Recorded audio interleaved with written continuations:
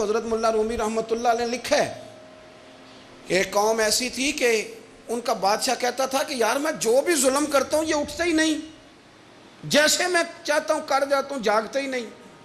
تو شہروں کے دروازے ہوتے تھے، اس نے کہا کہ ایک ایک بندہ دروازے پہ کھڑا کرو، جو آدمی اندر داخل ہو 20 جوتے مارو، اور جب باہر نکلے پھر مارو۔ اس کا خیال تھا کہ یہ جاگ جائیں گے، یہ مجھے کہیں گے کہ کیوں میں جوتے لگ رہے ہیں، آپ برداشت کرتے نہیں، مہنگائی ہو جائے تب بھی برداشت کرتے ہو، جو ہو جائے۔ اس نے کہا شاید جاگ جائیں۔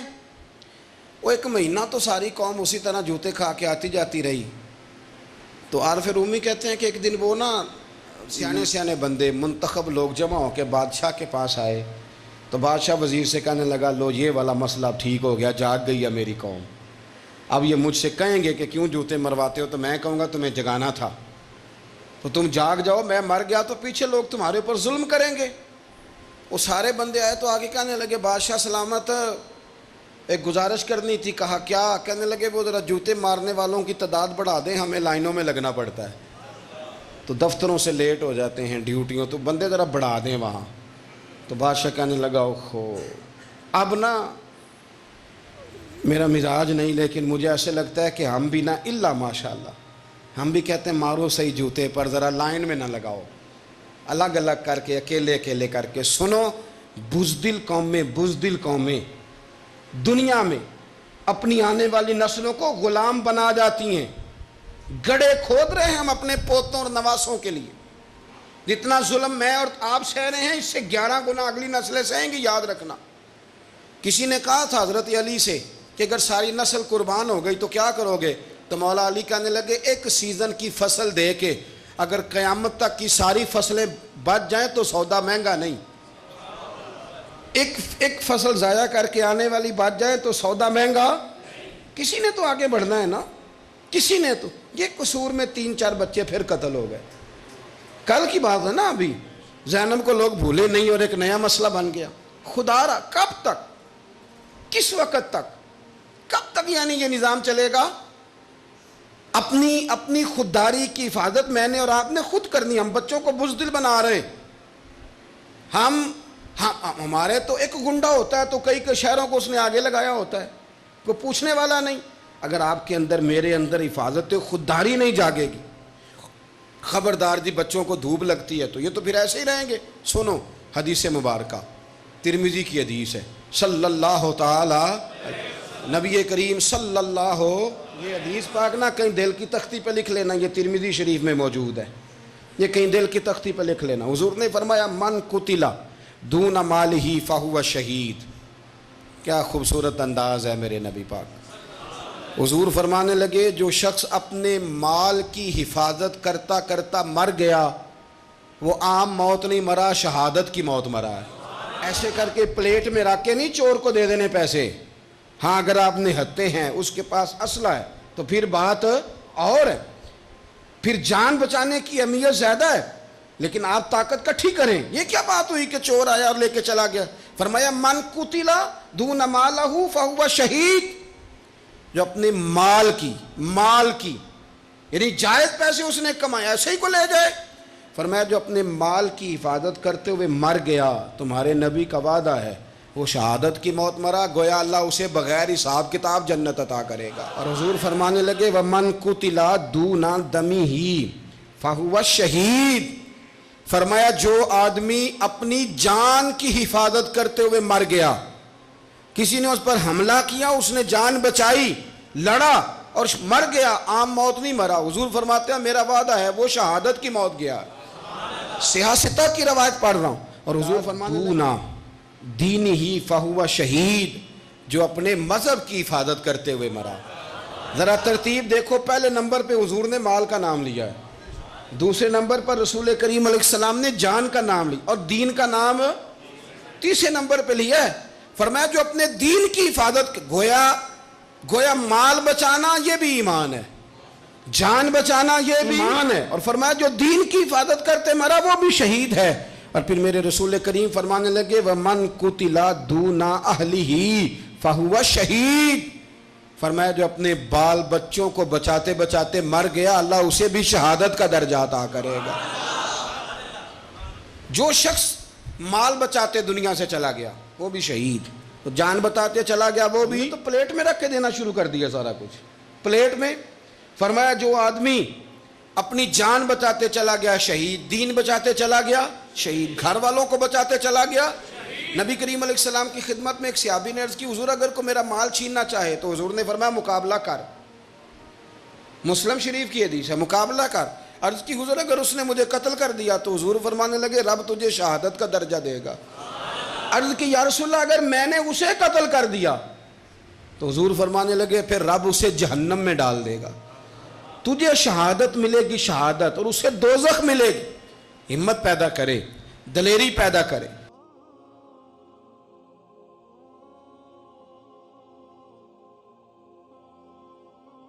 نبی کریم علیہ السلام کی پھپھیاں جناب صفیہ، ہمارے ہاں عورتیں بڑی بزدل ہوتی ہیں نا، حضرت صفیہ حضور جنگ خندق پہ گئے، عورتوں کو نا حضرت حسان بن ثابت کے قلعے میں بند کر گئے، فرمایا یہاں رہنا، اونچی اونچی دیواریں تھی قلعے کی، اس سے تھوڑا سا فاصلے میں پیچھے یہودی بھی رہتے تھے، فرمایا باہر نہ نکلنا، ان کو پتہ نہ چل جائے کہیں کہ صرف عورتیں ہی ہیں ورنہ یہودی آ جائیں گے۔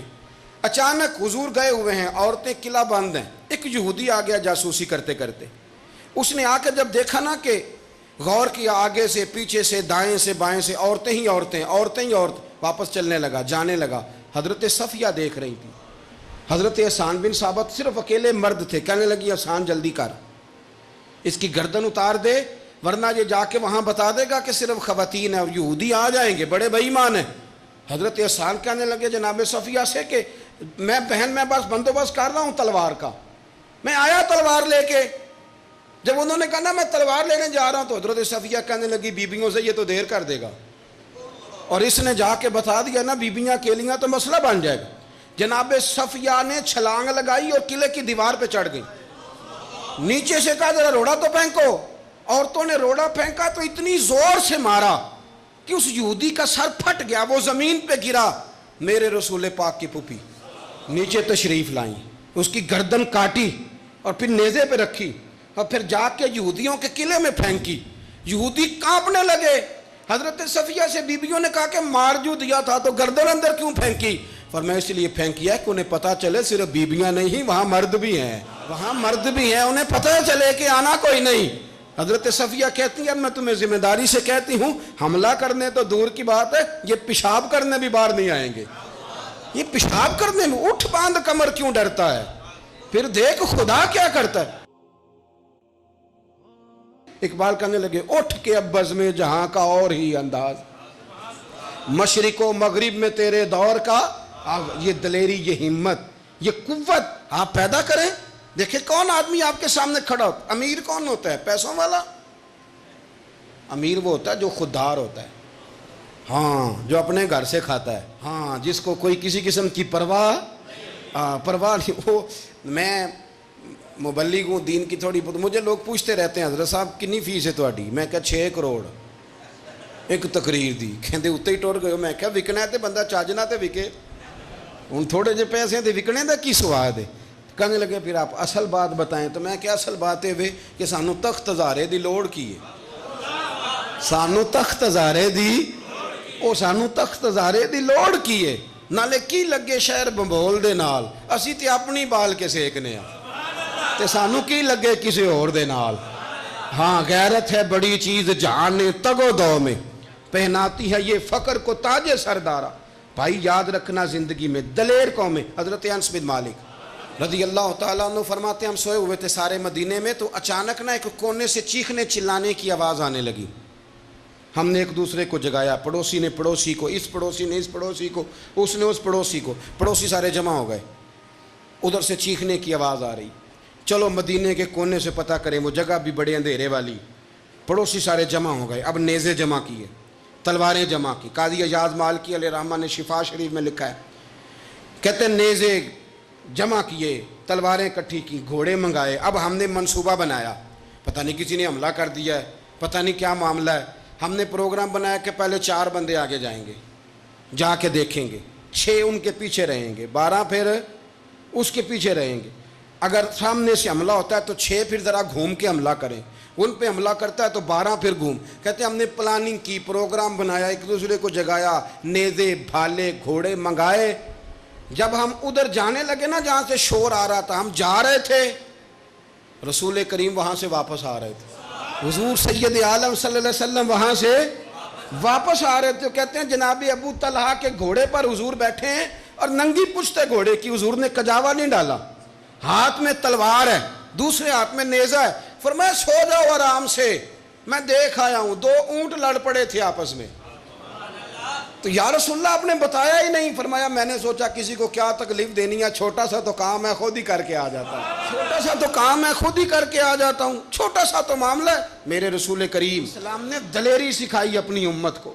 میں کیا کسی کو جگانا ہے, وہ پتہ کر اونٹ لڑ پڑے تھے, چھڑا آیا ہوں, جاؤ سو جاؤ چپ کر کے, کوئی مسئلہ نہیں. حضرت انس بن مالک فرماتے ہیں زندگی میں جب کبھی مجھے مشکل پیش آئی تو وہ رات مجھے یاد آئی.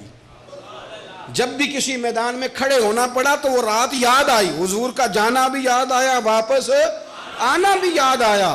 فرماتے ہیں پھر انس کی کسی جگہ پشت نہیں لگی, بس میں بڑھتا گیا ہوں, مصطفیٰ کے صدقے اللہ مدد کرتا گیا ہے. یہ کیا بات ہوئی, کچی باتیں کرنا, پلپلی باتیں کرنا, کسی کی مدد کے لیے نہ نکلنا, کمزور رہنا, بات ہی نہ کرنا, ڈرتے رہنا, سہمے رہنا. حالات کے سہمے ہوئے لوگوں کو بتا دو حالات بدل جاتے ہیں, ایک جیسے نہیں رہتے. حالات بدل جاتے ہیں, ایک جیسے. ہاں خبردار, یہ کچی کچی بات, رونا دھونا, گھروں میں عورتیں ساری مظلوم, ابا جی بھی رو رہے ہیں, فلانا بھی رو رہا ہے. رونا چاہیے پر مصطفیٰ کے عشق میں, نبی پاک کی غلامی میں. حضرت علی المرتضیٰ شیر خدا کے زمانے میں رومیوں نے جاسوس بھیجے, کہنے لگے پتہ کرو مسلمان کرتے کیا. جاسوس رات کو آیا, سارے لوگ مسلوں پہ بیٹھے تھے, رو رہے تھے, تڑپ رہے تھے. وہ کہتا ہے میں نے سویرے دیکھا تو سارے حشاش بشاش گھوڑوں پہ بیٹھے تھے. واپس گیا تو وہ کہنے لگا جاسوس سے روم کا بادشاہ کیا دیکھ کے آئے. اس نے کہا میں نے کوئی انوکھی قوم ہی دیکھی ہے. رات کو جب رو رہے ہوتے ہیں اللہ رسول کی یاد میں تو لگتا ہے یہ تو کسی طرف جا ہی نہیں سکیں گے. بڑا بڑا دلیر عمر اور علی جیسا بندہ رو رہا ہوتا ہے. لیکن سویرے جب گھوڑوں پہ چڑھتے ہیں تو لگتا ہے ان کی ماؤں نے کہہ کے بھیجا ہے کہ زندہ واپس نہ آنا. ان کی ماؤں نے کہہ کے بھیجا ہے کہ واپس نہ آنا زندہ. ماؤں نے کہہ کے بھیجا ہے. یارو ہمت ہو انسان کے پاس, دلیری ہو. کچی باتیں کرنا, کمزور باتیں کرنا. شیر کو پتہ ہونا چاہیے کہ میں شیر ہوں.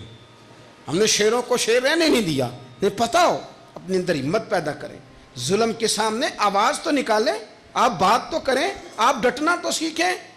کاش غریب 4 لاکھ لے کے صلح کرنی بند کر دیں.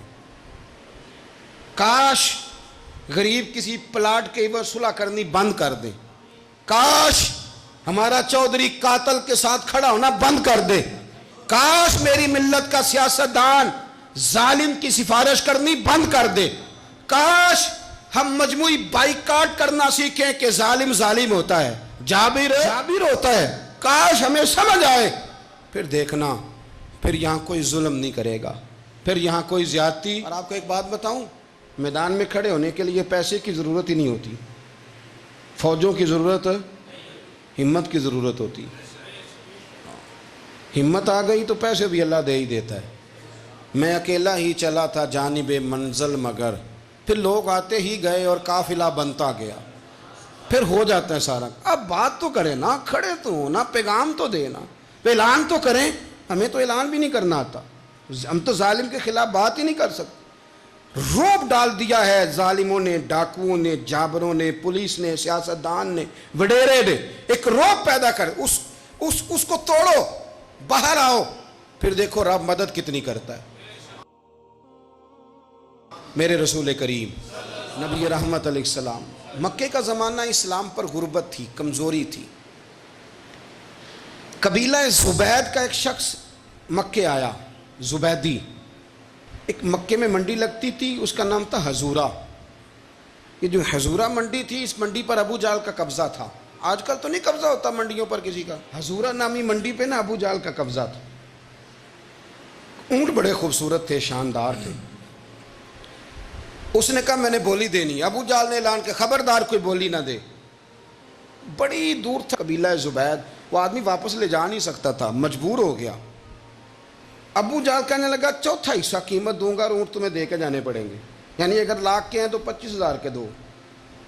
بندہ بڑا پریشان ہوا، چودھریوں سے بات کی تو کہنے لگے بدماش بڑا ہے، ہم شریف لوگ ہیں، شریف اور بزدل میں، بزدلی کو شرافت کا نام نہ دو، پکی بات کر رہا ہوں، شریف اور بزدل میں شریف ضرور بنو پر بزدل نہ بنو۔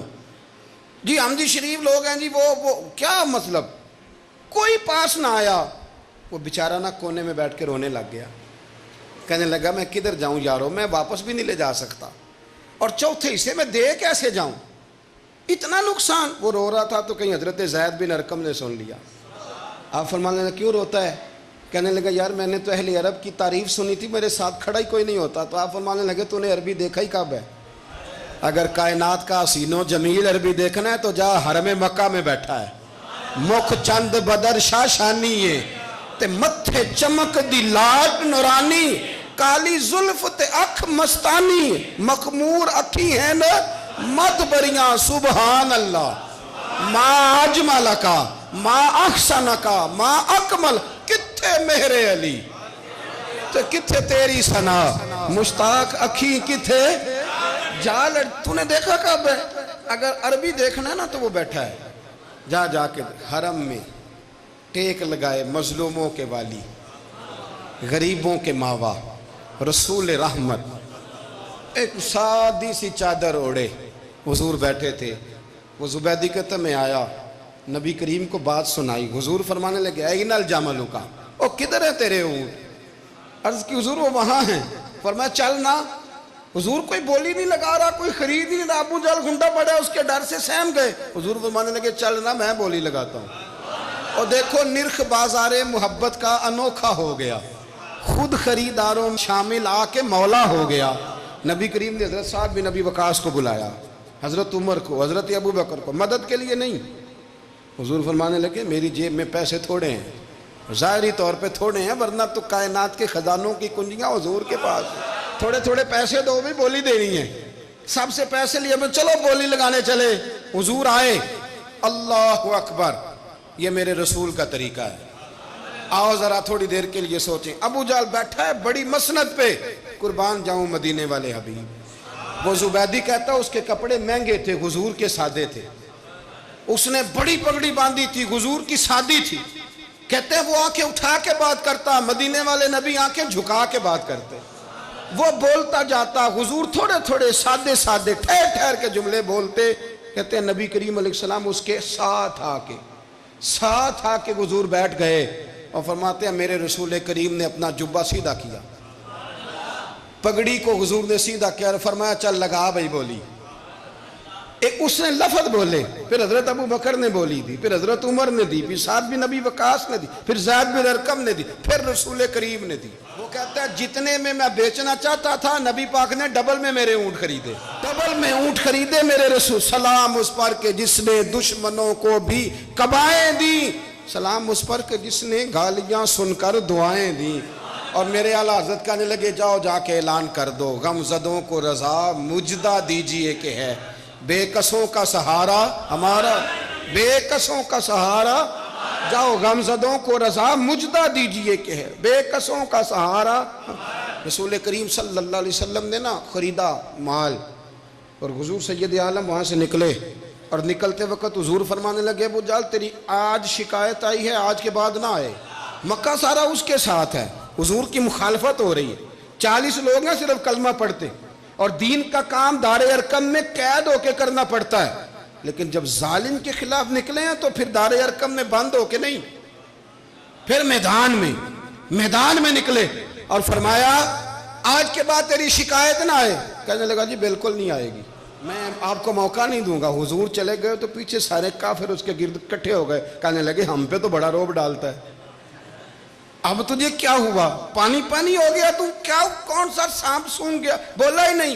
کہنے لگا مجھے لات و منات کی قسم، جب مصطفیٰ کریم میرے پاس آئے تو ان کے ساتھ ایسی ایسی طاقتیں تھیں، نیزے تھے، برچیاں تھیں، بھالے تھے، مجھے لگتا تھا میں نے سی کی تو میرے ٹکڑے ٹکڑے کر دے۔ کہنے لگا جب پاگل ہو گیا، ان کے پاس تو چھڑی بھی کوئی نہیں تھی، وہ تو خالی ہاتھ ہیں، بکواس کرتا ہے، کچھ بھی نہیں تھا۔ کہنے لگا مانو نہ مانو، ان کے پاس بڑا کچھ تھا، اور اگلی بات جو اس نے کی وہ تاریخ میں محفوظ ہے، وہ تاریخ میں محفوظ ہے، وہ تاریخ میں محفوظ ہے، وہ تاریخ کا حصہ ہے۔ ابو جہل کہنے لگا اٹھتے ہی کہ مجھے لگتا ہے جب تک محمد ابن عبداللہ موجود ہیں یہ ہمیں ظلم نہیں کرنے دیں گے، یہ ہمیں کوئی زیادتی کرنے، تاریخ میں محفوظ ہے جملہ ابو جہل کا۔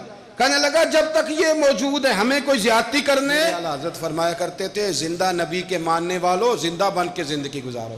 زندگی زندہ دلی کا نام ہے، مردہ دل کیا خاک جیا کرتے؟ جو قومیں سر اٹھا کے جیتی ہیں وہ زندہ ہوتی ہیں۔ اس لیے اپنی زندگی میں حق کے خود اختیاری پیدا کریں، جینا سیکھیں، لڑنا سیکھیں، میدان میں رہنا سیکھیں۔ سہم سہم کے وقت نہیں گزرے گا، ظلم سہنے سے بھی ظالم کی مدد ہوتی ہے، لہٰذا حق لینا سیکھیں، حق پر کھڑے ہونا سیکھیں، اپنے مزاج میں یہ باتیں پیدا کریں۔ مجھے خاتون نے پوچھا، میرا بھائی کہتا ہے حصہ لے لے پھر میرے مرے کا منہ نہ دیکھنا۔ میں کہا پتر تو حصہ لائے نہ منہ ویکھی ہودا، کوئی ضرورت نہیں، منہ ایسے ظالم کا منہ ویسے بھی نہیں دیکھنا چاہیے جو بہنوں کا حصہ کھا جائے۔ میں نے کہا تو منہ دیکھنے کی کوئی ضرورت ہے؟ یہ کوئی بلیک میلنگ ہے؟ ابا کہتا ہے حصہ لے لو منہ نہ دیکھنا۔ میں کہا بالکل نہ ویکھی، تو بلکہ آنکھ میں ویکھنا بھی نہیں چاہتی، تو ادھر رکھ، اللہ رسول نے مقرر کیا میرا حصہ۔ کیا فلسفہ ہے ہمارا؟ جو بات غلط ہے اس پہ لوگوں کو بلیک میل کرتے ہو، جائز بات پہ ڈٹنا سیکھو۔ آپ جب ڈٹ جاتے ہیں نا تو پھر اللہ مدد کرتا ہے، پھر اللہ تتنزل علیہم الملائکہ، پھر اللہ فرشتے بھی نازل کرتا ہے۔ حضور نے فرمایا جو جان کی حفاظت کرتے مر گیا وہ بھی شہید، جو مال کی حفاظت کرتے مر گیا وہ بھی شہید، جو دین کی حفاظت کرتے مر گیا وہ بھی، جو خاندان کی، اپنے گھر کی، اپنے بچوں کی حفاظت کرتے مر گیا وہ بھی۔ تو اتنا بڑا درجہ حضور نے بیان کر دیا ہے۔ تو کبھی بھی زندگی میں ظالم کے سامنے سرنگو نہ ہونا، کچے پلپلے ہونے کا کبھی بھی اظہار نہ کرنا، کھڑے رہنا۔ جو کھڑا رہتا ہے رب اس کے ساتھ رہتا ہے۔ اللہ سمجھنے کی توفیق عطا فرمائے۔